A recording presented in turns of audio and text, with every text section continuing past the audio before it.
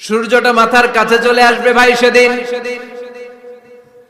সূর্যের প্রচন্ড তাপে মাথার মগজগুলো ভাতের মাড়ের মতো গলে গলে নাকের ছিদ্র আর কানের ছিদ্র দিয়ে বেয়ে বেয়ে পড়বে।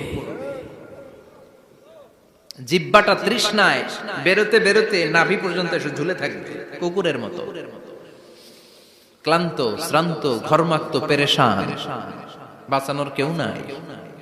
মায়েশা জিজ্ঞেস করলেন, ইয়া রাসূলুল্লাহ, don't they feel any shy? Nobody belong any garment in their body, no dress in their body. তাদের দেহে কোনো ড্রেস নাই, পোশাক নাই। নবী রে, এতগুলো মানুষ উলঙ্গ, লজ্জা লাগবে না? বিশ্বনবী বললেন, আয়েশা তুমি লজ্জার চিন্তা করো, সেদিন বাবা ছেলেরে দেখে দৌড়ে পালাবে।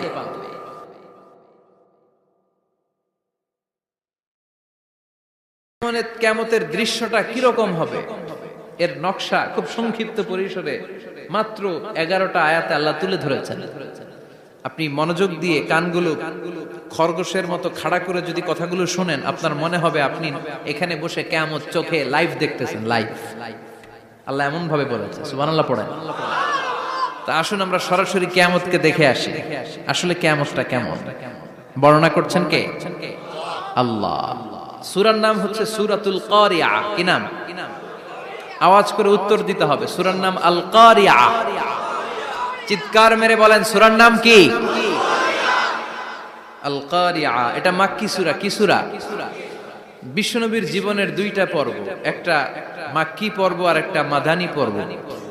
এটা মাদানী পর্বে নাজিল হয়নি, এটা নাজিল হয়েছে